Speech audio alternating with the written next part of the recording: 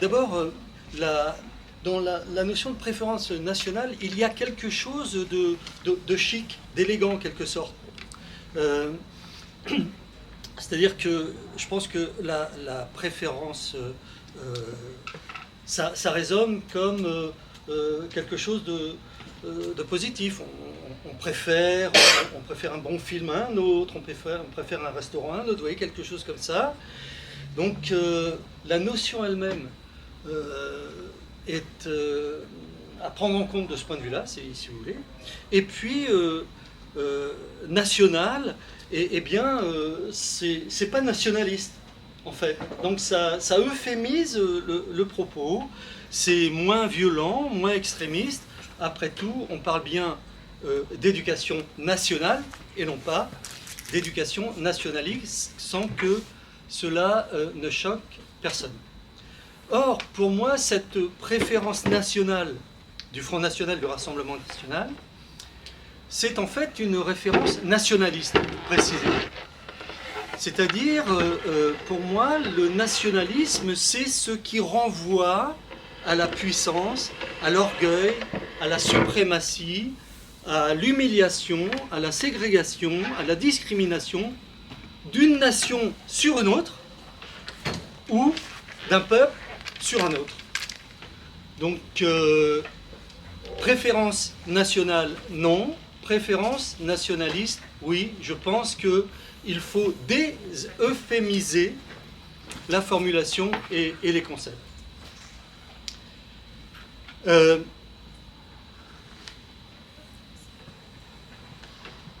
Pour continuer sur cette réflexion, je dirais que cette préférence nationale dont parle le Rassemblement national, pour moi, c'est une répugnance démocratique, une répugnance républicaine.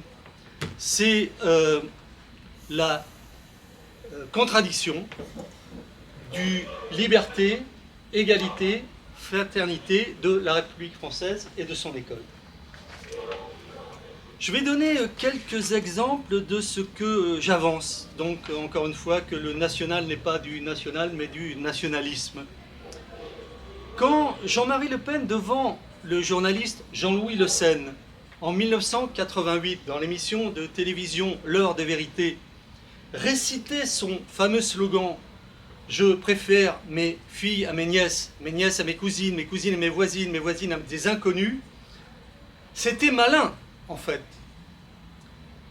On ne va quand même pas taxer, c'est ce que ça signifiait pour lui, de nationaliste, de raciste, de ségrégationniste, quelqu'un qui dit préférer ses filles à ses nièces. C'était malin parce que c'était très familial. Les filles, les nièces, et c'était très populaire. Les voisines, les inconnus. C'était malin, mais c'était très hiérarchique. Et d'ailleurs, c'est ce que dit lui-même Jean-Marie Le Pen dans cette intervention qu'il fait à la télévision, qui donc où il utilise ce terme de hiérarchique de façon assez lourde, en fait. On sent que c'est important pour lui. Alors, derrière cette formulation de Jean-Marie Le Pen, qui euphémise encore une fois le propos, eh bien, il y a la grosse artillerie, on pourrait dire, du racisme, de la ségrégation, de la discrimination dont je parle.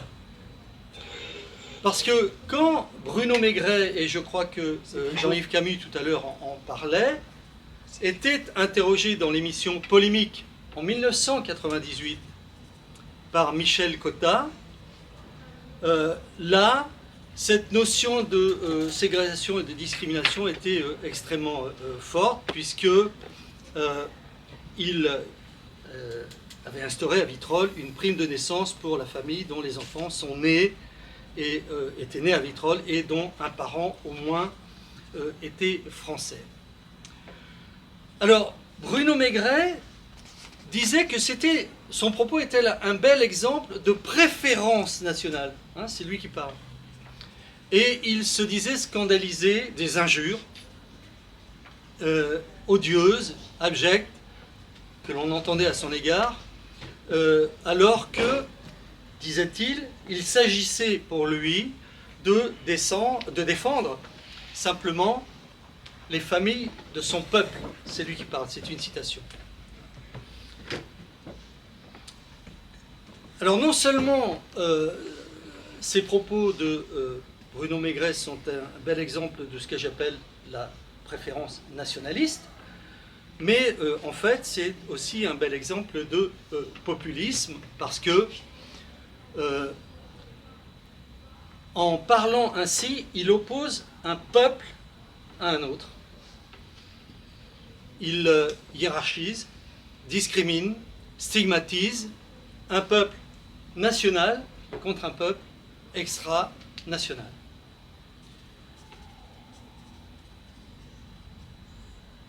Les militants et les hommes politiques du Front National et du Rassemblement National ont, dans le domaine de l'école, de l'éducation, tenu des propos qui étaient extrêmement durs, et sur ce registre du nationalisme dont je parle, puisque, par exemple, Bruno Maigret disait dans un des textes qu'il écrivait dans Français d'abord que l'école n'intègre pas les immigrés, ce sont les jeunes issus de l'immigration qui désintègrent l'école. C'est-à-dire le Front National a une lecture de l'école et de l'éducation où la décadence est importante, où rien ne va plus dans cette école, et où les étrangers, les Noirs, les immigrés ont une responsabilité très grande sur cette décadence dont parlait Jean-Marie Le Pen, ou sur ce délitement en termes d'euphémisme de l'utilisation de la décadence dont parle Marine Le Pen. Martial Bildt, la même année, qui était directeur national du Front National Jeunesse, dénonçait les nouveaux barbares en parlant de ces populations qui terrorisent les banlieues et les banlieues scolaires. Cette hiérarchisation, Marion Maréchal Le Pen en a fait aussi son beurre, en quelque sorte, hein, puisqu'elle s'est livrée, à mon avis, hein, à un exercice spectaculaire de contorsion stigmatisante, hein, en parlant de l'immigré barbare, reprenant les termes de l'immigré barbare de Martial Bildt, et en élevant en quelque sorte le niveau de stigmatisation, puisqu'elle parle de musulmans islamistes qui seraient responsables de cette déliquescence de l'école. Et puis, lors de la décapitation de Samuel Paty, le 16 octobre 2020, Marion Maréchal Le Pen a eu ce commentaire: on le sait, aujourd'hui, 100% des terroristes sortent de l'école publique. Donc de Jean-Marie Le Pen à Bruno Maigret, à Martial Bildt, à Marion Maréchal Le Pen, la récurrence du propos est bien là.